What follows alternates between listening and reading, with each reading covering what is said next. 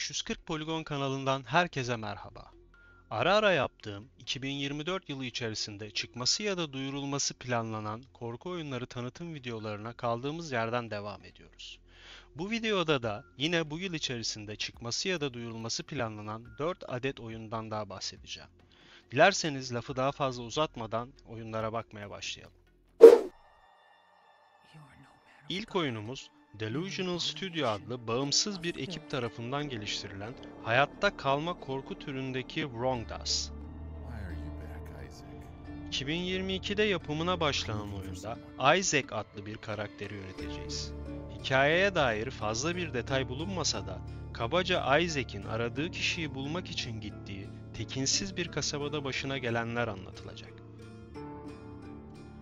Oyunun klasik hayatta kalma korku oyunu unsurları ile modern anlatım tarzının harmanlandığı bir yapıda sunulacağı, TPS kamera açısını kullanacak olan oyunun açık dünyada geçeceği, zorlayıcı bulmacalar ve düşmanlar ile uğraştığımız sınırlı kaynaklar ile hayatta kalmaya çalışacağımız bir yapıda olacağı gelen bilgiler arasında. Tam çıkış tarihi belli olmayan yapının 2024 yılı içerisinde çıkışını yapması bekleniyor.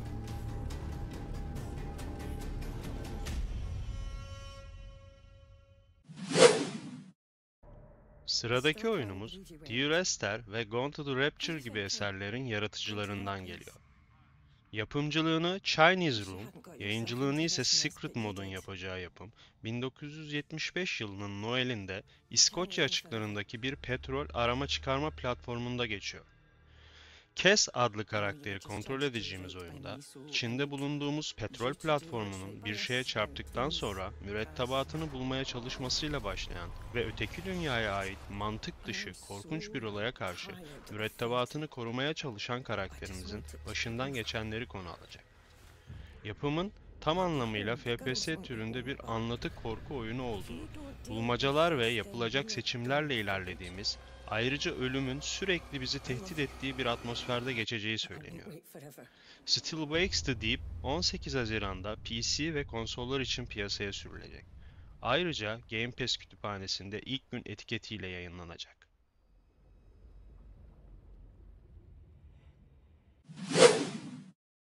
Bir diğer oyunumuz, yapımını ve yayıncılığını bağımsız bir ekip olan Sunscorch Studio'nun üstlendiği Negatif Atmosfer adlı oyun olacak.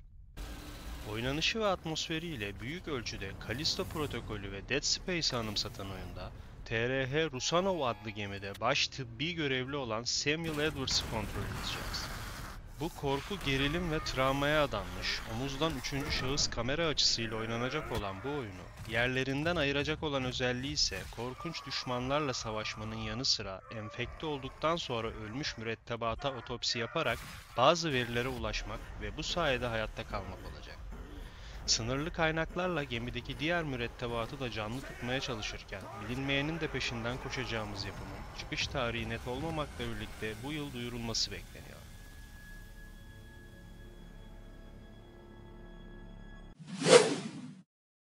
Son olarak inceleyeceğimiz korku macera oyunumuz Into the Dead Our Darkest Days. Yapımını ve yayımcılığını yine bağımsız bir ekip olan Pickpock Oyun Stüdyosu üstleniyor. Side-scroll korku macera türündeki yapım, 1980'li yıllarda zombi salgınının patlak verdiği Texas'ın Walton şehrinde geçiyor. Hayatta kalmak için sürekli olarak hareket halinde olan çaresiz bir grubu yönettiğimiz oyunda bir sığınaktan diğer sığınağa kaçıp güvenli bölgeyi bulmaya çalışacağız. Oyunda kaynak toplayarak yeni silahlar üretip ekibi bir arada tutmak temel görevlerimiz arasında olacak. Ayrıca oyunda silahlarımız kadar bizi güvende tutacak olan barınaklarımızı da geliştirip güçlendirebileceğiz.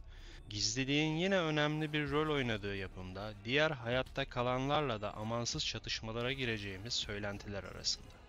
Yapımın çıkış tarihi henüz belli olmasa da yine önümüzdeki aylarda duyurulacağı belirtiliyor. İçeriği beğendiyseniz abone olmayı ve like atmayı unutmayın. Bir sonraki videoda görüşmek üzere, hoşça kalın.